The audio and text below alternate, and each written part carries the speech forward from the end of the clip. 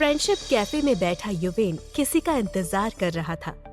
तभी एक कार उसी कैफे के सामने आकर रुकी। युवेन ने घड़ी की तरफ देखा तो ठीक 1 बज रहे थे। कार पार्क करने के बाद उसमें से एक लड़की उतरी और कैफे की तरफ बढ़ गई। जैसे ही वो कैफे के अंदर आई, सबकी नजरें उसकी तरफ मुड़ गई। लड़की ने ब्लैक कलर का शॉर्ट ड्रेस पहना था और चेहरे पर हल्का मेकअप था। बाल खुले थे, आंखों पर गॉगल और हाथ में उसका ब्रांडेड बैग था। वो सीधा युवेन के सामने रखी चेयर पर बैठ गई। इनका नाम था सोनी भल्ला। एक खूबसूरत मॉडल होने के साथ साथ ये अविका की इकलौती दोस्त भी थी। सोनी ने अपना गॉगल उतारकर टेबल पर रखते हुए कहा, अकेले आए हो? तभी वहाँ भागता हुआ सौरभ आ गया और उनके साथ बैठ गया। सोनी ने उसे एक नजर देखा, फिर युवेन की तरफ देखकर बोली, शुरू हो जाओ। युवेन ने सीधे पूछा, भूगी कहाँ है? युवेन का सवाल सुनकर सोनी मुस्कुराई और बोली, तो फाइनली तुम दोनों को याद आ गई फुगी की। युवेन ने उसे तीखी नजरों से देखते हुए कहा, सोनी, मेरी फुगी कहाँ है? सोनी ने कहा, युवेन, वो यहाँ से जा चुकी है। क्या तुम्हारे दोस्त ने तुम्हें बताया नहीं? फिर युवेन सीरियस होकर बोला, सोनी, मुझे सब जानना है। क्या हुआ था मेरे जाने के बाद? और अब फुगी कहाँ है? सोनी ने एक गहरी सांस छोड़ी और कहा, फुगी के पेरेंट्स ने सुसाइड नहीं किया था युवेन। उसकी बात सुनकर युवेन और सौरभ हैरानी से उसे देखने लगे। फिर उसने आगे कहा, उस रात सब जलकर खत्म हो गया था। मुझे जब तक पता चला बहुत देर हो गई थी। मुझे जब पता चला तब फुगी और उसका भाई हॉस्पिटल में थे, तो मैं वहीं गई। तब मुझे फुगी ने बताया कि उसके पेरेंट्स ने सुसाइड नहीं किया, बल्कि उनके घर को किसी ने आग लगाई थी और फुगी और मिहिर को बचाते हुए उनके पेरेंट्स ने खुद की जान गंवा दी। ये बोलते हुए सोनी की आंखों में नमी आ गई। उसने आगे कहा, मैंने बहुत बोला उसे कि वो मेरे साथ मेरे घर पर रहे, पर वो नहीं मानी और अपने भाई के साथ यहाँ से चली गई। ये सुनकर युवेन की आंखों में भी हल्की नमी आ गई थी। उसने फिर पूछा, अभी कहाँ है वो? सोनी ने अपने गालों पर आए आंसू पोंछते हुए बोला, मैं तुम्हें नहीं बता सकती युवेन। उसने मुझे अपनी कसम दी है और ये तो तुम भी नहीं चाहोगे कि मैं उसकी कसम तोड़ दूं। युवेन कुछ नहीं बोला, बस उसने अपना सिर झुका लिया। सौरभ कुछ नहीं बोल रहा था, वो बस युवेन को देख रहा था। सोनी आगे बोली, युवेन। युवेन ने अपना सिर उठाकर उसकी तरफ देखा तो सोनी ने कहा, वो बहुत दर्द और तकलीफ में है। उस दिन जब ये सब हुआ था, मैं तुमसे कांटेक्ट करने के लिए इस गधे के पास गई थी। उसने सौरभ की तरफ इशारा करते हुए कहा, पर इसने मुझे तुम्हें कुछ भी बताने से मना कर दिया। सोनी के इतना बोलते ही सौरभ की आंखें बड़ी हो गई। वहीं युवेन ने उस पर तीखी नजर डाली तो सौरभ बोला, अरे बोला तो सही, अंकल ने मना किया था। फिर एक सोनी को देखते हुए बोला, और तू चुगलखोर, इतनी बड़ी मॉडल बन गई है पर अभी भी चुगली कर रही है।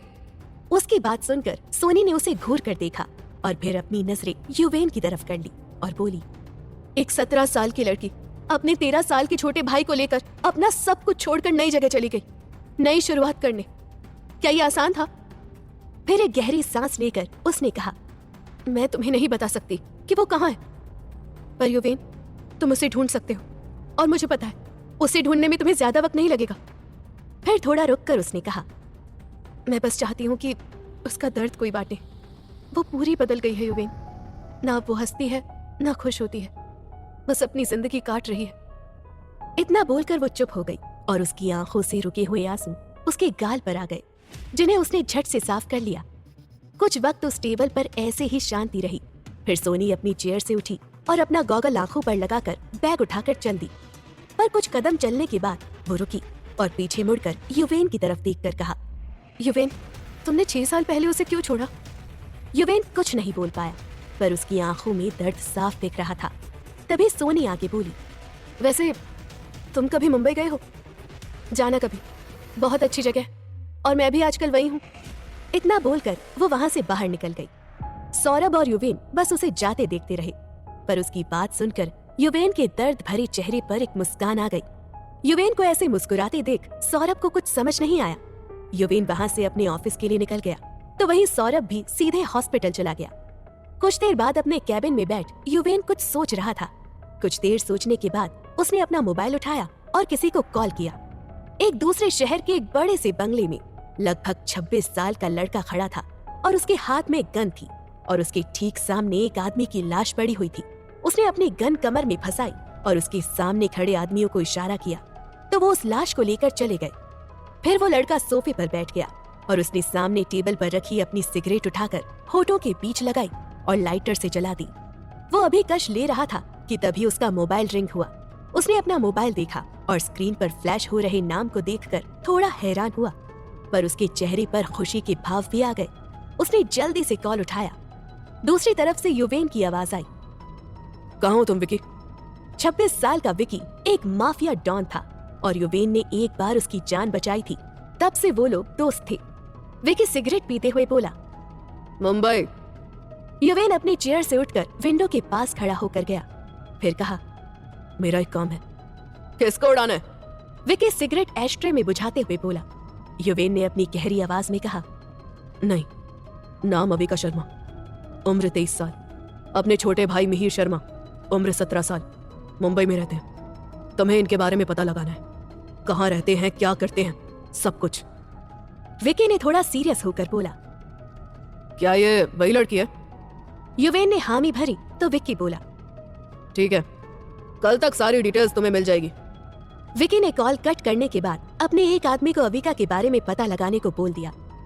इधर युवेन अपने कैबिन की विंडो से बाहर देख रहा था। उसके कानों में कुछ शब्द गूंज रहे थे, युवेन, तुम मुझे कभी छोड़कर नहीं जाओगे ना? देखो, अगर तुमने कभी मेरा साथ छोड़ा तो मैं तुमसे कभी बात नहीं करूंगी, फिर चाहे तुम मुझे कितना भी सॉरी बोलो। फिर वो खुद में बुदबुदाया, माफ करना फुगी, तुम्हें जब मेरी सबसे ज्यादा जरूरत थी मैं तुम्हारे साथ नहीं था, पर अब बहुत जल्द तुम मेरे पास होगी और हम दोनों फिर से साथ होंगे। लेकिन एक बात थी जिस पर युवेन ने गौर नहीं किया था। जब उसने सोनी से पूछा था कि अविका के घर में आग किसने लगाई, तो उसने कहा था, नहीं, पर तुम पता करने की कोशिश भी मत करना, तुम्हें बहुत तकलीफ होगी। बहुत सी बातें ऐसी थी जिससे युवेन पूरी तरह अनजान था, लेकिन जिस दिन उन चीजों के बारे में युवेन जान जाएगा, उसके पैरों तले जमीन खिसक जाएगी। युवेन खन्ना इंडस्ट्रीज की बिल्डिंग में अपने ऑफिस की खिड़की से बाहर जगमगाती दिल्ली को देख रहा था। तभी किसी ने उसके कैबिन के दरवाजे पर दस्तक दी। नॉक करने की आवाज सुनकर वो अपनी कुर्सी पर आकर बैठ गया और बाहर खड़े इंसान को अंदर बुला लिया। जतिन कैबिन के अंदर आया और बोला, सर, ऑफिस के सब लोग चले गए। युवेन ने कहा, ठीक है, तुम भी जाओ। पर सर आप? जतिन ने हैरानी से पूछा। युवेन ने उसकी ओर देखकर कहा, मैं भी बस निकल ही रहा हूं। युवेन की बात सुनकर जतिन कैबिन से बाहर चला गया। वहीं युवेन भी अपना लैपटॉप लेकर कैबिन से बाहर निकल आया। रात के करीब 10 बज रहे थे जब वो खन्ना हाउस पहुंचा था। अंदर आकर वो लिविंग एरिया के सोफे पर बैठ गया। तभी एक नौकर एक ट्रे में पानी का ग्लास लेकर आया। उसने पानी पिया और ग्लास वापस कर दिया। नौकर ने पूछा, सर, आपके लिए खाना लगा दूं? नहीं, कोई जरूरत नहीं है। इतना बोलकर वो अपनी जगह से उठा और अपने कमरे की तरफ चला गया। फ्रेश होकर वो बैल्कनी में जाकर खड़ा हो गया। उसके हाथ में जलती हुई सिगरेट थी। वो दूर तक फैली काली रात को देखने लगा। देखते देखते सुबह के 4 बज गए। ना उसकी आंखों में नींद थी और ना ही सिगरेट की कश रुक रहे थे।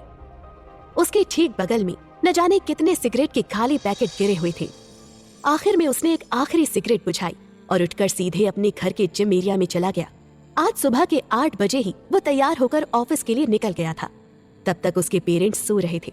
उसकी कार सीधे खन्ना इंडस्ट्रीज की बिल्डिंग के बाहर जाकर रुकी। वो कार पार्क कर सीधा ऑफिस के अंदर चला गया। इतनी सुबह उसे देखकर सिक्योरिटी गार्ड भी चौंक गए थे। अपनी पर्सनल लिफ्ट के जरिए वो सीधे अपने कैबिन में पहुंच गया और विकी के कॉल का इंतजार करने लगा। थोड़ी देर बाद जब उसका मोबाइल बजा तो उसने बिना देर किए कॉल रिसीव किया और बोला, हेलो। विकी ने मुस्कुराते हुए कहा, मेरे ही फोन का इंतजार कर रहे थे। उसने जवाब में कुछ नहीं कहा। वो शांत रहा। उसकी खामोशी देखकर विकी ने आगे कहा, वो मुंबई में ही रहती है, सारी डिटेल मेरे पास है, मैं तुम्हें मेल कर देता हूँ। वैसे तुम मुंबई कब आ रहे हो? उसने जवाब दिया, आज ही। विकी मुस्कुराया और बोला, ठीक है। इतना कहकर दोनों ने कॉल काट दिया। युवेन अपने लैपटॉप पर मेल चेक करने लगा। मेल ओपन करते ही सबसे पहले उसके सामने एक 23 साल की लड़की की फोटो आई।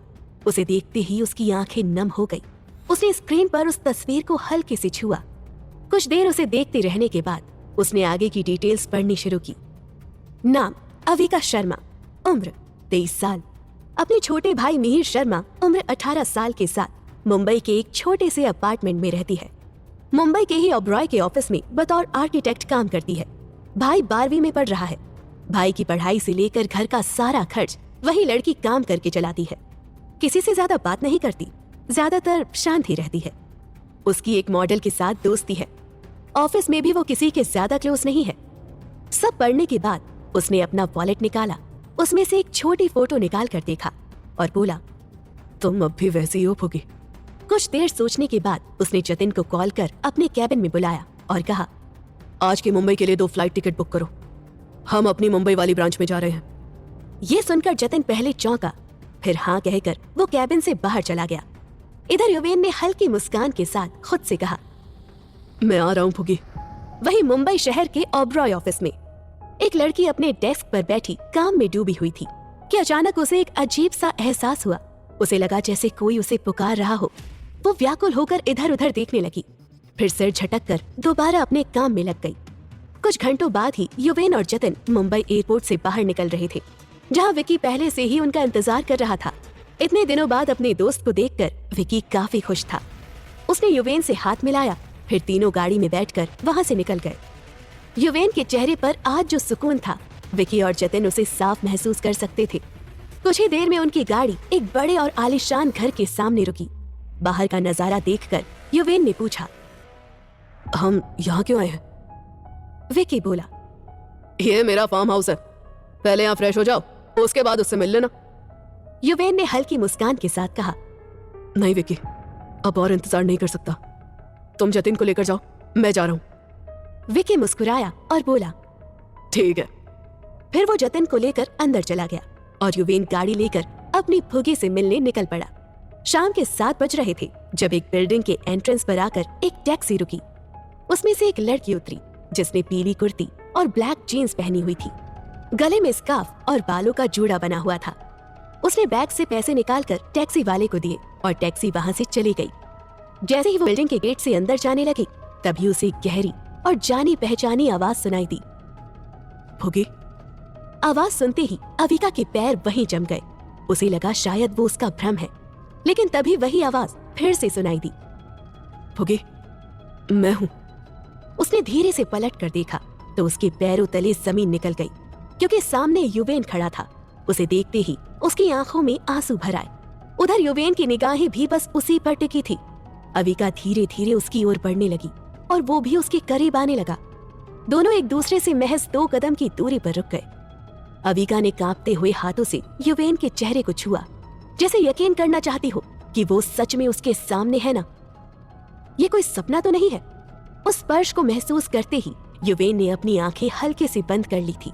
फिर तुरंत आंखें खोलकर उसका हाथ थामा और भर्राई आवाज में बोला, फुगी, मैं सच में यही हूँ। उसकी बात सुनते ही अविका जोरों से उसके गले लग गई और युवेन ने भी उसे कसकर अपनी बाहों में भर लिया। अविका उसके सीने से लगकर फूट फूट कर रोने लगी, जिसे देखकर उसकी आंखें भी नम हो गई।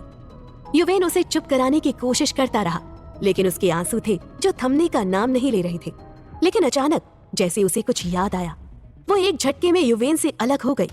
उसके इस तरह दूर हटने से युवेन असमंजस में पड़ गया और उसे देखने लगा। अविका रोते हुए पीछे हटने लगी। वहीं युवेन सोच रहा था कि अचानक उसे क्या हो गया जो वो उससे दूर होने लगी। उसने घबरा कर पूछा, होगी, मैं हूँ तुम्हारा युवेन, क्या हुआ, तुम मुझसे दूर क्यों हट रही हो? लेकिन अविका ने उसे कोई जवाब नहीं दिया।